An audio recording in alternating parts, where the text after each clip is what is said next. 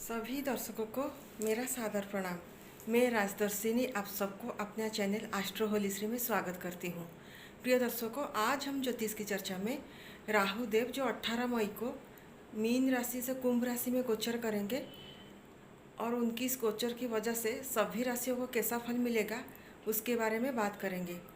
देखिए, राशिफल से पहले मैं राहु के बारे में कुछ बताना चाहती हूँ। राहु और केतु दोनों ये इमेजिनरी प्लैनेट होते हैं। इनको छाया ग्रह भी कहा जाता है क्योंकि आकाश में इनका कोई पिंड नहीं होता है, कोई सत्ता नहीं होता है, कोई एंटिटी नहीं होता है। जैसे कि आप आकाश में बुध हुआ, शुक्र हुआ, बृहस्पति हुआ, मंगल हुआ, शनि हुआ, यूरेनस, नेपच्यून, प्लूटो, ये सारे ग्रहों को देख पाएंगे। उसी तरह आप राहु केतु को कभी देख नहीं पाएंगे क्योंकि इनका कोई पिंड ही नहीं है, कोई सत्ता ही नहीं है। ये दोनों बस इमेजिनरी प्लैनेट होते हैं। इनको इंटरसेक्शन पॉइंट भी कहा जाता है, छाया ग्रह। मैं आपको समझाती हूँ राहु और केतु कैसे बनते हैं। देखिए, बोर्ड के माध्यम से मैं आपको समझाने की कोशिश कर रही हूँ। देखिए, ये सूर्य देवता है, ये आकाश में कांस्टेंट है, स्टेबल है। इनके चारों तरफ पृथ्वी घूम रही है, अर्थ घूम रही है और ये अर्थ का इमेजिनरी सर्कल है। इसको आप ऑर्बिट भी कह सकते हैं, पृथ्वी का कक्षा भी कह सकते हैं। और पृथ्वी के चारों तरफ चंद्रमा घूम रही है। तो ये इस सर्कल को, ये जो इमेजिनरी सर्कल है, दोनों सर्कल दो जगह पर कट कर रही है, इंटरसेक्ट कर रही है और प्रतिच्छेदन कर रही है, जिसकी वजह से दो इंटरसेक्शन पॉइंट क्रिएट हो रहा है। देखिए, ऊपर का एक इंटरसेक्शन पॉइंट, यहाँ पर एक क्रॉस हो रहा है, यहाँ पर एक क्रॉस हो रहा है। ये दोनों इमेजिनरी सर्कल होते हैं। ये पृथ्वी की कक्षा होती है, सूरज की चारों तरफ पृथ्वी घूम रही है, और ये चंद्रमा की कक्षा है जो पृथ्वी की चारों तरफ चंद्रमा घूम रही है। दोनों की घूमने से दो इमेजिनरी सर्कल होते हैं और दो इमेजिनरी सर्कल एक दूसरे को दो जगह पर क्रॉस करते हैं। ऊपर में एक जगह पर क्रॉस करते हैं और नीचे में एक जगह पर क्रॉस करते हैं, जिसकी वजह से दो इमेजिनरी पॉइंट, जो इंटरसेक्शन पॉइंट तो क्रिएट होता है। ऊपर की हिस्सा को कहा जाता है इंटरसेक्शन पॉइंट को राहु, और नीचे की जो इंटरसेक्शन पॉइंट है उसको केतु कहा जाता है। तो अब तो राहु और केतु क्या है आप लोग समझ गई होगी। अभी हम राहु किस किस चीज़ का इंडिकेटर होते हैं उसके बारे में बात करेंगे। देखिए, सबसे पहले तो मैं बताऊंगी, राहु और केतु ये दोनों हमेशा उल्टा चलते हैं और ये हमेशा वक्री अवस्था में रहते हैं, सदैव रेट्रोगेट में, हमेशा रेट्रोगेट स्टेज में रहते हैं। आज मैं सिर्फ राहु के बारे में बताऊंगी, बाद में मैं केतु के बारे में बताऊंगी। अब जानते हैं राहु किस किस चीज़ का इंडिकेटर होते हैं। देखिए, राहु एक्चुअली छल, कपट, धोखा, ये सब का वो इंडिकेटर होते हैं। और जो भ्रम होता है, जो इल्यूजन होता है, उसका भी राहु कारक होते हैं, षड्यंत्र का कारक होते हैं। राहु दूसरे धर्म के जो लोग हैं उनको, दूसरे धर्म को सिग्निफाई करते हैं। जैसे कि हम सनातनी धर्म के लोग हैं, हमारे लिए मुस्लिम, क्रिश्चियन, बुद्धिस्ट, ये सब राहु है और हम भी उनके लिए राहु है। किसी मुस्लिम के लिए, किसी क्रिश्चियन के लिए हम भी राहु हैं, वो हमारे लिए राहु है, हम उनके लिए राहु हैं। देखिए, राहु रहस्य को भी सिग्निफाई करता है, जैसे कि सुड़ंग हुआ, गुफा हुआ, रंध्र हुआ, छिद्र हुआ, ये सारे चीज़ों को राहु सिग्निफाई करते हैं। Rahu foreign material, foreign item को भी सिग्निफाई करते हैं। राहु अंधेरा का भी, डार्कनेस को भी सिग्निफाई करते हैं।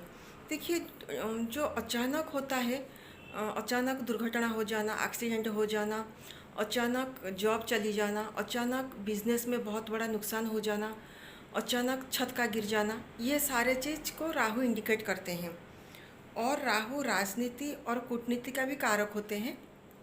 स्पेशली राजनीति को भिन्न सिग्निफाई करते हैं, लेकिन राहु भी सिग्निफाई करते हैं। राहु और भी बहुत सारे चीज़ों को सिग्निफाई करते हैं, जैसे कि गुप्त विद्या, जो अक्कल फील्ड में जो लोग काम करते हैं, जो गुप्त विद्या है, उन सारी चीज़ों को राहु सिग्निफाई करते हैं। राहु को चोर भी कहा जाता है, डाकू भी कहा जाता है, सर भी कहा जाता है। आपको याद है ना राहु, जो वो कहानी जिसमें राहु राक्षस जो राक्षस थे और अमृत चुराने के लिए गए थे, जिसकी वजह से विष्णु भगवान जी ने अपनी सुदर्शन चक्र से उनका गला काट दिया था। तो इसीलिए राहु को चोर भी कहा जाता है। अब तो राहु का और भी राहु बहुत सारे चीज़ों को सिग्निफाई करते हैं। मैं किसी दिन एक स्पेशल एपिसोड बनाऊंगी राहु के ऊपर। आज अभी राशिफल बता देती हूँ। देखिए, मैं राशिफल अभी संक्षेप में बता देती हूँ। सारे राशिफल बताने के बाद आखिर में रेमेडी बताऊंगी। देखिए, ये राहु और केतु ये दोनों पाप ग्रह की श्रेणी में आते हैं। केतु को कहा जाता है कुजबत केतु, यानी कि मंगल जैसा केतु होते हैं। राहु को कहा जाता है शनिवत राहु, यानी कि शनि जैसा है, राहु वैसे हैं। और ये पाप ग्रह है। पाप ग्रह हमेशा तीसरे भाव में, छठे भाव में, 11वें भाव में शुभ होते हैं। तो जानते हैं मेष राशि के लिए राहु का गोचर कैसा रहेगा। देखिए, मेष राशि से राहु का गोचर 11th हाउस में हो रहा है, क्योंकि राहु अभी मीन राशि में है। 18 मई को वो कुंभ राशि में गोचर करेंगे। वहाँ पर वो 5 दिसंबर 2026 तक लगभग 18 महीना रहेंगे। इसकी वजह से मेष राशि के ऊपर कैसा प्रभाव पड़ेगा, मेष राशि को कैसा रिजल्ट मिलेगा, इसके बारे में बात करेंगे। देखिए, मेष राशि से राहु 11th हाउस में, यानी कि अच्छे भाव में गोचर कर रहे हैं। मैंने थोड़ी देर पहले बताया कि पाप ग्रह हमेशा 3rd हाउस, 6th हाउस और 11th हाउस में अच्छा रिजल्ट देते हैं। और ये मैं गोचर का राशिफल बता रही हूँ। गोचर का राशिफल हमेशा चंद्रमा से देखा जाता है। तो आपकी जन्म पत्री में जहाँ पर 1 नंबर लिखा है, वहाँ पर अगर चंद्रमा विराजमान है तो आप मेष राशि के व्यक्ति विशेष हैं और ये राशिफल आपके लिए है। देखिए, आपकी राशि से राहु 11th हाउस में गोचर कर रहे हैं। तो 11th हाउस को क्या कहा जाता है? House of profit, house of gain, fulfilment और डिजायर हाउस। तो आपको लाभ मिलेगा। आप जो बिजनेस करें, जॉब करें, उसमें आपको मुनाफा मिलेगा। प्रमोशन भी आपकी हो सकती है। दक्षिण दिशा से आपको धन प्राप्ति की संभावनाएं है और मिलेगी भी। अगर पहले से आपने कोई कर्जा ले रखा है, इस बार आप उसको चुका पाएंगे। राहु आपका सारी मनोकामना पूर्ण करेंगे। और जो राहु का फिफ्थ एस्पेक्ट जो है आपकी 3rd हाउस पे पड़ रही है। देखिए, राहु का 3 एस्पेक्ट है, 5th, 7th, 9th। कहा तो जाता है वो शनि जैसा है, लेकिन उसका 3rd, 10th एस्पेक्ट नहीं है। 5th, 7th और 9th एस्पेक्ट है। और उसका 5th एस्पेक्ट जो है आपकी 3rd हाउस में पड़ रही है। इसकी वजह से आप जो छोटे छोटे ट्रैवल करेंगे उसमें भी आपको लाभ की प्राप्ति होगी। और आप जो छोटे भाई है और जो यार दोस्तों से भी आपको लाभ मिलेगा। कुल मिला के देखा जाए, मेष राशि वालों के लिए राहु का गोचर बहुत अच्छा है। 3rd हाउस को आपका पराक्रम का स्थान कहा जाता है। तो मान, सम्मान, प्रतिष्ठा, रुतबा भी आपकी समाज में इस बार बढ़ेगी। स्पेशली आपको बहुत सारे धन की प्राप्ति होगी। तो देखा जाए तो मेष राशि वालों के लिए राहु का ये गोचर बहुत ही अच्छा है। लेकिन मेष राशि में 3 नक्षत्र है, अश्विनी, भरनी, कृतिका। सबसे ज़्यादा अच्छा भरनी वालों के लिए रहेगा, जो कि शुक्र का नक्षत्र है। इनके लिए राहु का गोचर सबसे अच्छा रहेगा। बाकी जो नक्षत्र 2 है, अश्विनी और कृतिका, इनके लिए थोड़ा खराब रहेगा। मैं आखिर में रेमेडी बताऊंगी सारे राशिफल कहने के बाद। अब जानते हैं वृषभ राशि वालों के लिए राहु का ये गोचर कैसा रहेगा। देखिए, वृषभ राशि से देखा जाए तो राहु 10th हाउस में गोचर करेंगे, यानी कि आपकी कर्म की भाव से गोचर करेंगे। 10th हाउस में राहु जब गोचर करते हैं तो कुछ ना कुछ राहु छल, कपट, धोखा का कारक है, मैंने पहले बताया। तो कार्यक्षेत्र में आपको धोखा मिलने की संभावनाएं है। हो सकता है आपका जो बॉस है, कलीग है, उनके साथ उनकी वजह से आपको परेशानी हो, वो आपके साथ चीटिंग कर सकते हैं। और जो प्रमोशन होने वाला था वो रुक जाए। अगर प्रमोशन हो रही है पश्चिम दिशा में तो मत जाइएगा, क्योंकि वहाँ पर आपको अच्छा फल नहीं मिलेगा। आपके घर में भी चोरी होने की संभावनाएं हैं, क्योंकि राहु की 5th एस्पेक्ट आपकी 2nd हाउस में पड़ रही है। तो राहु को चोर भी कहा जाता है। वहाँ पर आपकी बैंक बैलेंस में कमी आ जाएगी। आपकी धन की चोरी होने की संभावनाएं हैं। आपके घर में सामान चोरी होने की संभावनाएं हैं। अगर स्पेशली वेस्ट डायरेक्शन में अगर आपने कुछ अलमीरा, ट्रेजरी वगैरह रखा है, वहाँ से सामान चोरी होने की संभावनाएं हैं। इस पर आपको ध्यान दीजिएगा। लेकिन अगर आपने कोई एमएनसी में, मल्टीनेशनल कंपनी में काम कर रही है और किसी फॉरेन कंपनी में काम कर रही है या विदेश में काम कर रही है, घर से दूर जाकर काम कर रही है, अदर कल्चर में, अदर कम्युनिटी में, क्योंकि Rahu other culture, other community को भी सिग्निफाई करते हैं। अगर वहाँ पर आप जाकर काम कर रहे हैं तो ये राहु का गोचर आपके लिए बहुत अच्छा है। ये आपको प्रमोशन भी दिलाएंगी, धन की प्राप्ति भी होगी और आपको सुख की भी प्राप्ति होगी। लेकिन अगर आपने देश के अंदर काम कर रहे हैं तो राहु का गोचर आपके लिए सही नहीं होगा, थोड़ा परेशानी आपको देंगे। देखिए, वृषभ राशि में 3 नक्षत्र है। एक है कृतिका, दूसरा है रोहिणी और तीसरा है मृगशिरा जो कि मंगल का नक्षत्र है। राहु अभी जो कुंभ राशि में गोचर करेंगे वो अभी गुरु की नक्षत्र में, यानी कि वो पूर्वा भाद्रपद नक्षत्र में गोचर करेंगे। इसीलिए जो रोहिणी नक्षत्र वाले हैं उनके लिए राहु का गोचर बहुत अच्छा है। उनके लिए राहु का गोचर मंगलकारी है। राहु उनके लिए बहुत अच्छा करेंगे, उनको धन की प्राप्ति होगी। बाकी दो नक्षत्र जो कृत्तिका है, मृगशिरा है, उनके लिए थोड़ा खराब है। मिथुन राशि से देखा जाए तो राहु आपके 9th हाउस में गोचर करेंगे। जनरली पाप ग्रह जब 9th हाउस में गोचर करते हैं उनको अच्छा नहीं समझा जाता है, अच्छा नहीं विचार किया जाता है, क्योंकि 9th हाउस आपका धर्म का घर है और राहु को विधर्मी कहा जाता है। तो आपका पूजा पाठ में मन नहीं लगेगा, आपकी भगवान में विश्वास उठ जाएगा और आप धर्म के विपरीत कुछ कार्य भी कर सकते हैं। 9th हाउस आपके पिता का घर है, हो सकता है आपके पिता की तबीयत कुछ खराब हो सकती है। और 9th हाउस में जब पाप ग्रह होते हैं तो लीगल मैटर में आप लीगल मैटर में फंस सकते हैं, इसका ध्यान रखिएगा। और 9th हाउस में ये तो गोचर कर रहे हैं राहु, लेकिन उनका जो 5th एस्पेक्ट है, मैं सिर्फ 5th एस्पेक्ट के बारे में बात कर रही हूँ, 7th और 9th एस्पेक्ट के बारे में बात नहीं कर रही हूँ क्योंकि वीडियो बहुत लंबा हो जाएगा। तो राहु का जो 5th एस्पेक्ट है वो आपकी राशि के ऊपर पड़ रही है, तो जिसकी वजह से आपको कुछ रोग होने की संभावना है, क्योंकि राहु रोग भी देते हैं।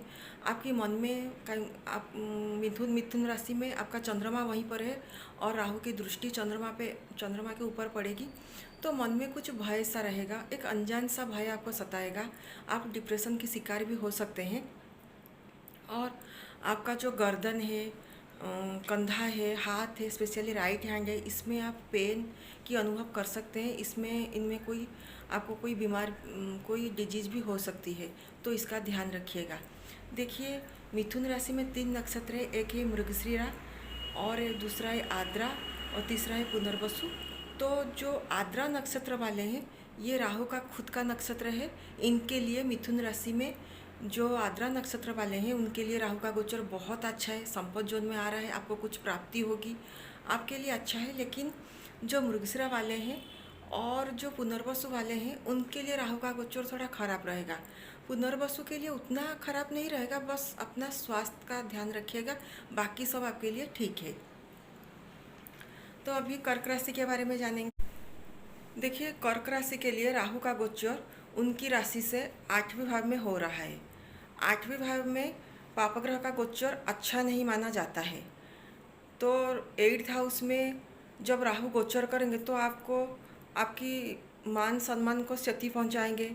आपका अचानक से एक्सीडेंट भी हो सकती है। स्पेशली जो कुंभ राशि है वो पैर को इंडिकेट करता है। आपकी जो नी से लेकर अंकल तक का जो पैर का जो पोर्शन है उसको कुंभ राशि सिग्निफाई करता है, वहाँ पर आपको चोट लगने की संभावना ही है। इसीलिए जब आप नहाने के लिए जाते हैं या कुछ करने के लिए जाती है, सावधानी बरतिएगा। और कुंभ राशि को ऊंचाई भी कहा जाता है, तो ऊंचाई से गिरने की भी संभावना ही है, तो इस सब का ध्यान रखिएगा। और 8th हाउस में अचानक आपकी जॉब चली जाने की संभावनाएं है, बिजनेस में नुकसान भी हो सकता है, इस सब का आप ध्यान रखिएगा।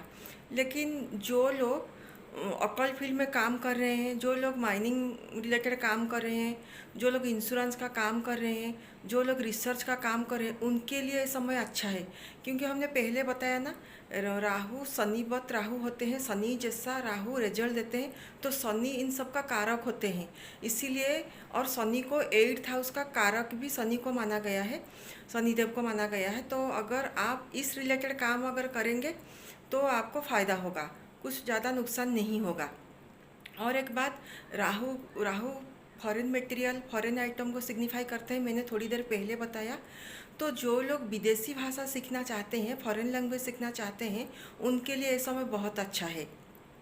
और राहु की जो 5th एस्पेक्ट है आपकी 12th घर में पड़ रही है, तो आपकी लेफ्ट आई में थोड़ी प्रॉब्लम हो सकती है। और आपका जो पाया है, जो चरण है, उसमें थोड़ी प्रॉब्लम आ सकती है। और आपकी जो माता जी है उनका स्वास्थ्य थोड़ा रुग्ण हो सकती है, इसका ध्यान रखिएगा। और बाकी सब ठीक है, लेकिन आपका ये भी देखा गया है कि आप बहुत सारे फालतू ट्रैवल करेंगे, आपका वो बहुत सारा खर्चा होगा, वो भी फालतू का खर्चा होगा, अननेसेसरीली खर्चा होगा। इस पर आपको ध्यान देना चाहिएगा। अगर आप विदेश जाना चाहते हैं तो ये समय आपके लिए अच्छा है, क्योंकि राहु विदेश को इंडिकेट करते हैं, तो अच्छा है। लेकिन बाकी जो बताया इस सब का ध्यान रखिएगा। देखिए, कर्क राशि में 3 नक्षत्र होते हैं। एक है पुनर्वसु, पुष्या, अश्लेषा। पुष्या और अश्लेषा के लिए राहु का एक गोचर बहुत ही अच्छा रहेगा। लेकिन जो पुनर्वसु है उनके लिए भी अच्छा है, लेकिन उनका स्वास्थ्य थोड़ा खराब रहेगा, इसलिए उनका स्वास्थ्य का ध्यान रखना चाहिएगा और स्वास्थ्य का ध्यान रखिएगा। अच्छा डाइट लीजिएगा। सिंह राशि, देखिए सिंह राशि के लिए राहु का गोचर 7th हाउस में हो रही है।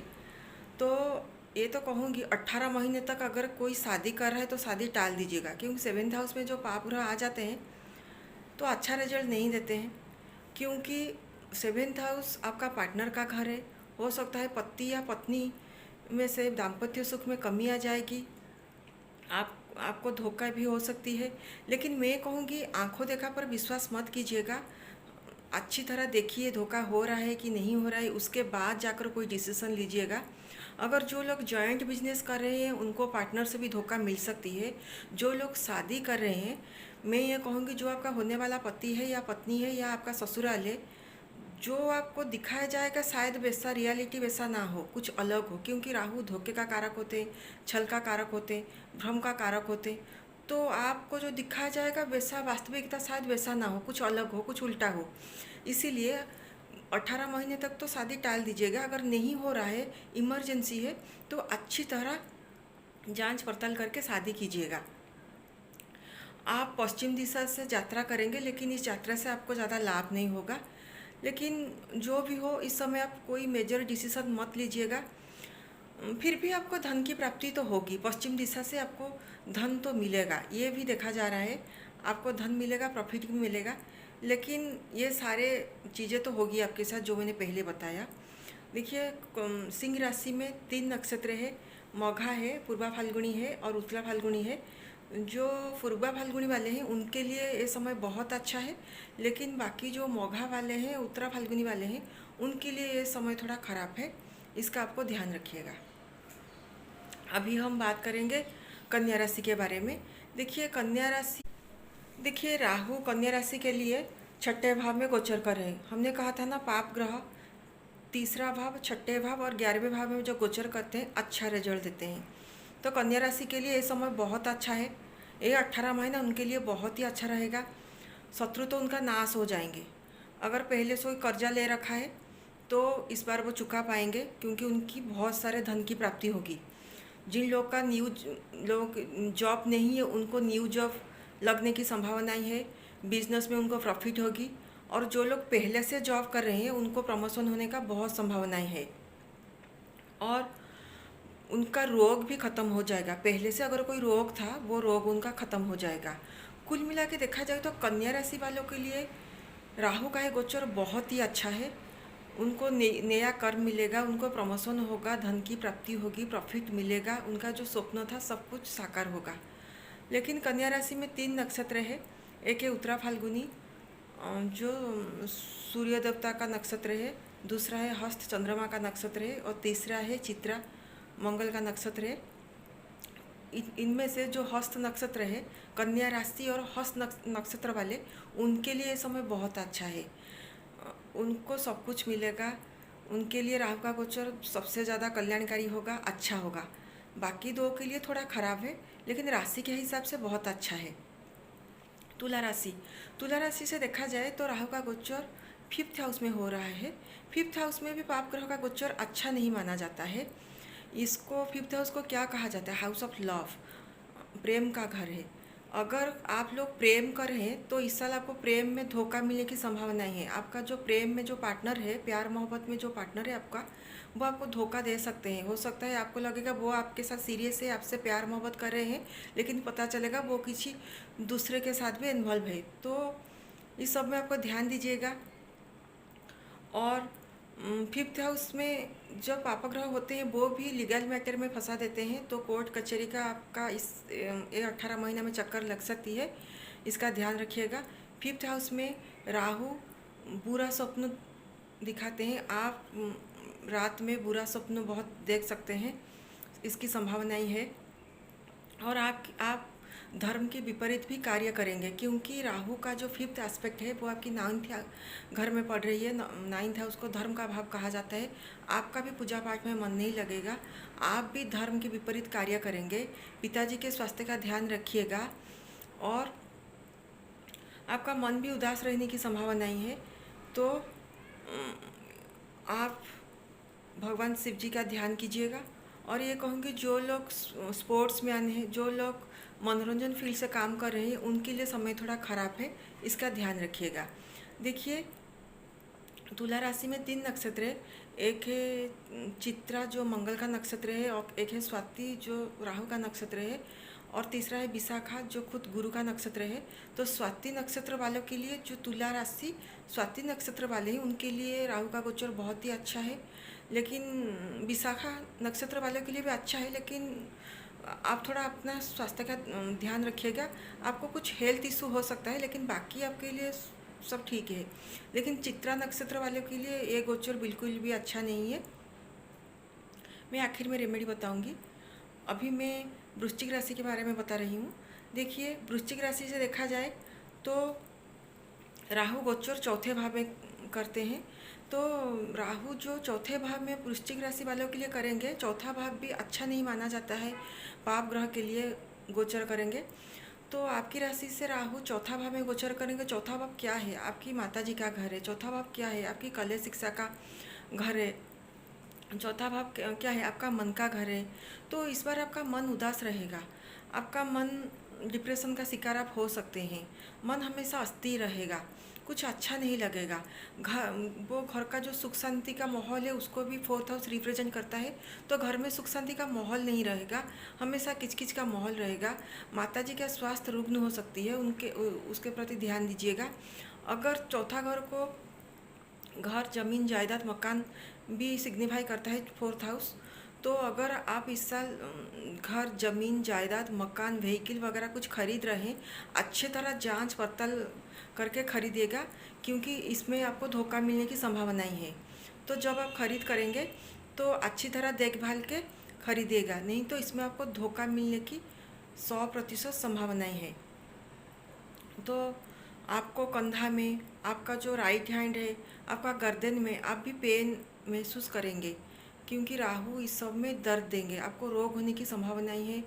तो इस सब का आप ध्यान रखिएगा। देखिए, वृश्चिक राशि में 3 नक्षत्र है। एक है विशाखा, दूसरा है अनुराधा शनि का, और तीसरा है ज्येष्ठा बुध का। तो लगभग वृश्चिक राशि में राशि के हिसाब से तो खराब है, लेकिन तीनों नक्षत्र के लिए अच्छा है। और जो विशाखा नक्षत्र वाले हैं, जो राहु, जो बृहस्पति का खुद का नक्षत्र है, वो लोग सिर्फ अपने स्वास्थ्य का ख्याल रखिएगा, अच्छा डाइट लीजिएगा। बाकी अच्छा है, राशि के हिसाब से खराब है, लेकिन नक्षत्र के हिसाब से आपके लिए राहु का गोचर अच्छा है। अभी हम बात करेंगे धनु राशि के बारे में। देखिए, धनु राशि के लिए राहु तीसरे भाव में गोचर करेंगे, और तीसरे भाव में पापग्रह शुभ होते हैं। मैंने कहा ना, जो पापग्रह तीसरे भाव में, छठे भाव में, 11वें भाव में गोचर करते हैं, सुफल देते हैं, सुफल की प्राप्ति होती है। तो धनु राशि वालों का स्टेटस बढ़ेगा, समाज में मान सम्मान, प्रतिष्ठा, यश की वृद्धि होगी, और उनको मीडिया से लाभ होगा। अगर वो छोटे छोटे ट्रैवल करेंगे, शॉर्ट जर्नी करेंगे, उनसे उनको लाभ होगा। जो लोग मार्केटिंग फील्ड में हैं, उनसे उनको लाभ मिलेगा। कमीशन एजेंसी का बिजनेस कर रहे हैं, उनको इसमें लाभ की प्राप्ति होगी। स्पेशली पश्चिम दिशा से उनको धन की प्राप्ति होगी। लेकिन राहु का जो फिफ्थ एस्पेक्ट है वो आपकी 7th हाउस में पड़ रही है, तो इसीलिए दाम्पत्य सुख में कमी आएगी।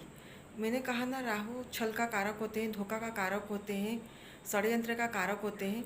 तो आपको दाम्पत्य सुख में आप कमी महसूस करेंगे। हो सकता है आपको अपनी पार्टनर से धोखा धोखा हो मिल सकती है, पार्टनर आपको चीट कर सकते हैं। अगर जो लोग अभी शादी करना चाह रहे हैं मत शादी कीजिएगा, 18 महीने तक टाल दीजिएगा, क्योंकि जो प्रपोजल आ रही है, जो होने वाला पति है आपका, जो होने वाला पत्नी है आपका, ससुराल है, जो आपको कहेंगे, जो आपको दिखाएंगे, रियलिटी साथ वैसा ना हो जैसा वो रिप्रेजेंट करेंगे, रियलिटी कुछ और ही होगा। तो इसीलिए आप 18 महीने तक शादी टाल दीजिएगा। नहीं तो कोई इमरजेंसी है तो अच्छी तरह जांच पड़ताल करके शादी कीजिएगा, नहीं तो आपको धोखा हो सकती है, आपको कोई चीट कर सकता है।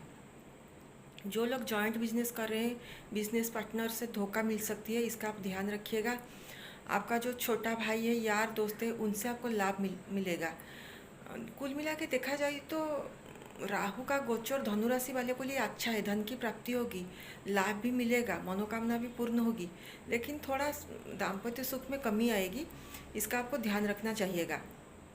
देखिए, धनु राशि में 3 नक्षत्र है। मूल है, एक मूल नक्षत्र है जो केतु का नक्षत्र है, और पूर्वाषाढ़ा है जो शुक्रदेव का नक्षत्र है, उत्तराषाढ़ा है जो भगवान सूर्यदेव का नक्षत्र है। इन तीनों में से जो पूर्वाषाढ़ा है, शुक्रदेव का नक्षत्र है, उनके लिए राहु का गोचर बहुत अच्छा है। उनको सफलता की प्राप्ति होगी, समाज में उनका मान सम्मान प्रतिष्ठा रुतबा सब कुछ बढ़ेगा, यश बढ़ेगा, वो स्वस्थ रहेंगे, और पश्चिम दिशा से उनको धन की प्राप्ति होगी, मुनाफा मिलेगा, उनको नई जॉब मिलेगी, सब कुछ उनके लिए अच्छा है। लेकिन जो मूल नक्षत्र वाले हैं और उत्तराषाढ़ा नक्षत्र वाले हैं, उनके लिए राहु का गोचर थोड़ा खराब है। राशि के हिसाब से तो बहुत अच्छा है, लेकिन नक्षत्र के हिसाब से थोड़ा खराब है। मकर राशि, मकर राशि वालों के लिए राहु का गोचर सेकेंड हाउस में हो रहा है।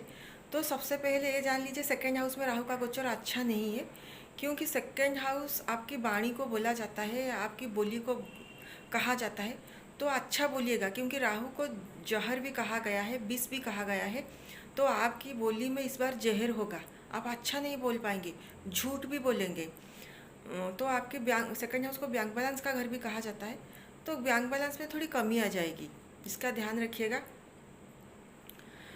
बाकी सब ठीक है।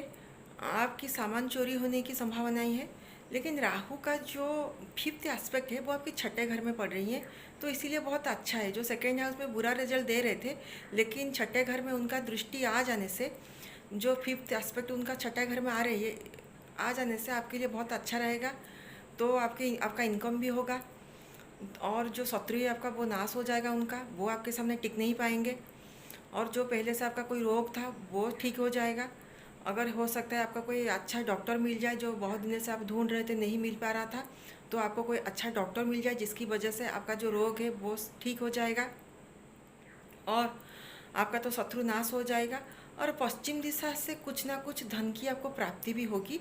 तो आप पश्चिम दिशा में अगर कोई यात्रा करने को है तो ज़रूर यात्रा कीजिएगा। और अगर कोई आपका काम रिलेटेड है, जॉब रिलेटेड है, बिजनेस रिलेटेड, आपको पश्चिम दिशा में आप यात्रा का आपको अपॉर्चुनिटी आ रही है तो ज़रूर कीजिएगा, क्योंकि वहाँ से आपको धन प्राप्ति की संभावनाएं है।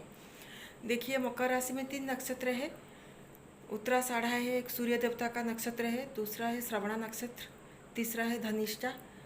तो जो चंद्रमा का नक्षत्र है, श्रवणा नक्षत्र है, उनके लिए राहु का गोचर बहुत अच्छा है। राशि के हिसाब से तो अच्छा नहीं है, लेकिन नक्षत्र के हिसाब से बहुत अच्छा है।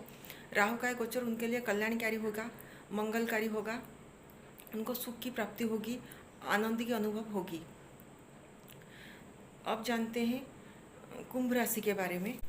देखिए, कुंभ राशि से देखा जाए तो राहु उनकी ही नक्षत्र में गोचर करेंगे 18 मई से 5 दिसंबर 2026 तक, लगभग 18 महीना। तो जब चंद्रमा के साथ ही राहु आ जाएंगे तो ये तो सबसे पहले ग्रहण योग बन गया, तो मन में हमेशा भय लगा रहेगा, एक अनजान सा डर आपको सताएगा, कुछ हो जाएगा, कुछ गलत हो जाएगा, हमेशा नेगेटिव विचार मन में आएगा, और आपकी तबीयत भी बहुत ख़राब रहेगी। कुंभ राशि ऊंचाई को बोलते हैं, कुंभ राशि पैर को बोलते हैं। जो नी से लेकर अंकल तक का जो पर्सन है पैर का, उसको सिग्निफाई करता है कुंभ राशि। तो पैर में चोट लगने की संभावनाएं है, और आपका पैर फिसल सकती है।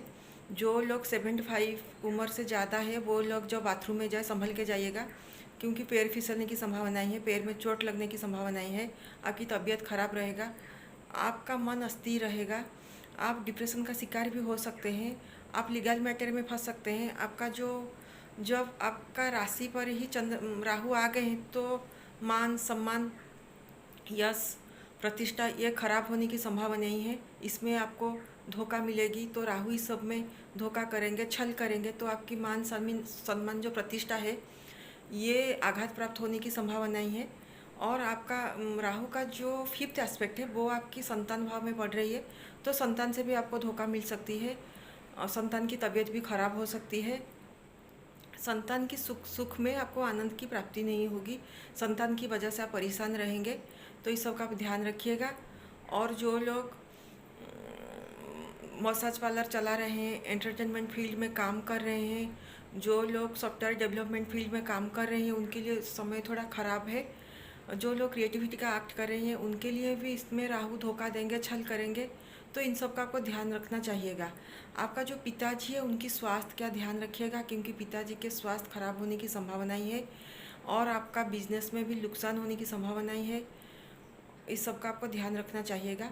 मोटा मोटी देखा जाए तो कुंभ राशि वालों के लिए राहु का गोचर अच्छा नहीं है राशि के हिसाब से, लेकिन जो कुंभ राशि में 3 नक्षत्र है, एक है पूर्वा भाद्रपद, दूसरा है सतविसा जो राहु का है, तीसरा है धनिष्ठा मंगल का। जो सतविसा नक्षत्र वाले हैं, राहु के नक्षत्र वाले, उनके लिए समय बहुत अच्छा है। उनको कुछ प्राप्ति होगी, उनको धन की प्राप्ति होगी, अगर वो रिसर्च कर रहे हैं उनको नई ज्ञान की प्राप्ति होगी, अगर वो साधना कर रहे हैं तो गुप्त विद्या की प्राप्ति होगी, उनके लिए थोड़ा अच्छा है। लेकिन जो पूर्वा भाद्रपद है, गुरु का खुद का नक्षत्र है, और जो धनिष्ठा वाले हैं उनके लिए समय थोड़ा खराब है, अपना ध्यान रखिएगा। मीन राशि से देखा जाए तो राहु 12th हाउस में गोचर करेंगे और पापग्रह 12वें भाव में जब गोचर करेंगे अच्छा भी नहीं माना जाता है। इसीलिए आपका लेफ्ट आई में प्रॉब्लम हो सकती है, आपका जो पैर है, जो पाया है, चरण है, उसमें प्रॉब्लम आ सकती है, और आपका माताजी का तबीयत खराब रहने की संभावनाएं है। आप बहुत ज़्यादा फालतू के ट्रैवल करेंगे, आपका खर्चा बहुत बढ़ेगा, वो भी अननेसेसरीली खर्चा होगा, शुभ कार्यों में खर्चा नहीं होगा। तो आपको सबसे पहले तो कंजूस बनना चाहिएगा, नहीं तो बहुत ही खर्चा होगा। अगर आप विदेश यात्रा करना चाहते हैं तो मत कीजिएगा, क्योंकि इसमें आपको सफलता नहीं मिलेगी। और आप हॉस्पिटल भी जा सकते हैं, आप बीमार की वजह से हॉस्पिटलाइज्ड हो सकते हैं, और घर में सुख शांति की प्राप्ति नहीं होगी, क्योंकि राहु का जो फिफ्थ एस्पेक्ट है वो आपके चौथे भाव में पड़ रही है। घर में सुख शांति का माहौल नहीं रहेगा, हमेशा किचकिच का माहौल रहेगा। आपकी माताजी का स्वास्थ्य भी खराब हो सकती है। जो लोग फूड इंडस्ट्री में काम करें, होटल खोल रखा है, रेस्टोरेंट खोल रखा है, उनमें थोड़ी परेशानी होगी, कस्टमर ज़्यादा नहीं आएंगे, तो बिज़नेस थोड़ा धीमा चलेगा। जो लोग रियल इस्टेट का बिज़नेस कर रहे हैं, वास्तु स्पेशलिस्ट है, उनके लिए भी थोड़ा समय ख़राब है। अगर आप इस साल ज़मीन जायदाद मकान नया कुछ खरीद रहे हैं तो 18 महीना मैं कहूँगी तो रुक जाइए। अगर इमरजेंसी है ख़रीदना तो अच्छी तरह जांच पड़ताल करके ख़रीदिएगा, क्योंकि इसमें आपको धोखा हो सकती है। आप जो ज़मीन खरीदेंगे, जो प्लॉट खरीदेंगे, जो मकान खरीदेंगे, उनमें आपके साथ धोखा हो सकता है, कोई आपको चीट कर सकता है। इसीलिए अच्छी तरह जांच पड़ताल करके आप ज़मीन जायदाद खरीदिएगा। आपके घर में चोरी होने की भी संभावना है, स्पेशली अगर वेस्ट डायरेक्शन में कोई अलमारी है, कोई ट्रेजरी है, तो इसमें अगर कोई मूल्यवान वस्तु प्रेशियस थिंग्स आपने रखा है तो चोरी होने की संभावनाएं है। तो ऐसा कीजिएगा, उसका डायरेक्शन चेंज कर दीजिएगा। अगर नहीं उसका जो दिशा आप चेंज नहीं कर पाएंगे तो सामान उससे निकाल के किसी और जगह पर रख दीजिएगा। तो कुल मिला के देखा जाए तो मीन राशि वालों के लिए राहु का गोचर अच्छा नहीं है, लेकिन फिर भी राशि के हिसाब से तो अच्छा नहीं है, लेकिन जो स्टार है, नक्षत्र है, उसके हिसाब से देखा जाए तो जो गुरु का नक्षत्र है पूर्व भाद्रपद, और जो शनि का नक्षत्र है उत्तरा भाद्रपद, और जो रेवती नक्षत्र है बुध का। इन तीनों में से जो शनि का जो उत्तरा भाद्रपद वाले हैं और जो रेवती है बुध का नक्षत्र वाले हैं, इनके लिए राहु का गोचर बहुत अच्छा है, मित्र और परम मित्र जैसा है, इनके लिए बहुत अच्छा रहेगा। लेकिन पूर्वा भाद्रपद नक्षत्र जो गुरु का है, उनका स्वास्थ्य बहुत खराब रहेगा। तो ये तो थी राहु के राशिफल। लेकिन अगर राहु आपको परेशान कर रहे हैं, राहु के जो बुरे प्रभाव है उसको कम करने के लिए आप हनुमान जी का आराधना कर सकते हैं। क्योंकि जब कुंभ राशि में पापग्रह रहते हैं, शनि हो या राहु हो, वो हनुमान जी को इंडिकेट करते हैं, क्योंकि कुंभ राशि वायु तत्व का राशि है और कुंभ राशि ऊंचाई को समझा जाता है। तो हनुमान जी को कुंभ राशि, जब राहु और शनि कुंभ राशि में प्लेस्ड होते हैं, विराजमान रहते हैं, तो हनुमान जी को इंडिकेट करता है। तो आप हनुमान जी का ध्यान कर सकते हैं, उनका आराधना कर सकते हैं, उनका मंदिर जा सकते हैं, उनका हनुमान चालीसा का पाठ कर सकते हैं और राहु देव का बीज मंत्र का भी जाप कर सकते हैं। ओम भ्राम ह्रीम भ्रोम सह राहवे नमः, इस मंत्र का आप जाप कर सकते हैं। और मन की शांति के लिए जो लोग डिप्रेशन का शिकार होंगे, शारीरिक कष्ट जिन लोगों को मिलेगा, वो लोग चाहे तो शिवलिंग पर जलाभिषेक कर सकते हैं। और राहु का जो वस्तु होते हैं, कोयला हुआ, जौ हुआ, काला सरसों, इसका आप जल प्रवाह कर सकते हैं। नारियल और बादाम का भी जल प्रवाह कर सकते हैं। इससे करने से राहु का जो बुरा प्रभाव है वो ठीक हो जाएगा और राहु शांत हो जाएंगे। देखिए, ये था राहु का राशिफल। मैं किसी दिन केतु का भी राशिफल आपको बताऊंगी। अगर आपको ये राशिफल अच्छा लग रहा है तो आप इसे ज़्यादा से ज़्यादा शेयर कीजिएगा और इसे लाइक करना मत भूलिएगा। धन्यवाद।